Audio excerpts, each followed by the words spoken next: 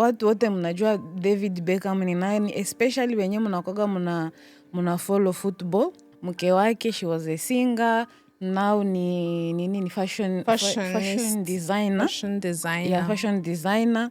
And batu ni wa rich people. Walikuwa na maskendo mu media ya mtoto wabo. Yeah. Mama Chloe. Ule mtoto wabo alikuwa akaandika, you know, when you are unaleta your family problems kumtandao. I don't know why people do that. Because hakuna siku hata moya mtandao ilishasaidiaka kuresoudre problemi za familia. But I find it that angaliki mtoto. Eko na ile childishness. Hata kama unaona message yake ule mtoto mwanaume gisa anaandika, eko na conflict na familia yake, especially mama yake. Do you think benye alifanya ni vya mzuri? Kuleta family problems uko nani kumtandao? No. I don't think he is the guy who write this thing. Ikusa ni ule mwanamke. Lakini mwanamke na sio mdogo mama. Kwabo ni babilionere. Njoo maana anapata hiyo nguvu ya kuandika hiyo vitu. Ule garçon anaweza kama hakukuwa na ile last name ya Beckham, ule fia angelimwitika. Sinjo. Hangemwangalia hata. But sometimes naelewa unakutana na mother in law mwenyewe alikuwa anazoea ile control like a brand ile Beckham, unaona? Anaprotege na njoo kazi ya mama kuprotege watoto na bwana. Unaona? Banamke mingi tunakuwa tunacontrol. Lazima ukontrole. Kama njuka ukontrole vitu vitaenda out of control. Unaona?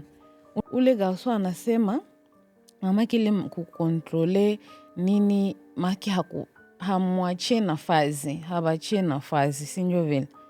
Angelimwachia nafasi angelikuwa nenda pengine na kunya mampomba na fanfazi mabitu. Bangekuwa fama skandale mu media. Bila mamake ukontrole bile. Siwazie kama hiyo brand yabo ingelikuwa respectable brand. Taditu. Unaona? Lakini me I love the fact that mamake na babake wanekala bila maskando. And kama it's all thanks to huyo. Huyo control ya mamako. Unajua na napasha kujua kama mamake. Pengine I feel like mamake alipenda aendelee kucontrol maisha yake hata hivi. But I think ule mwanamke njoo mwenye na feel insecurity juu anajua kama pe importe kenye atafanya. Victoria and David Beckham are on the top of celebrity.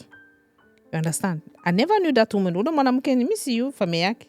Banafanya nini? Familia yake ni babilionere. Banafanya misi juu babaki ni barafiki ya Elon Musk. Elon Musk. Yeah. They are not small. It's just you and me that don't know them. No, just wait a bit. They are small because we don't know them out in the media.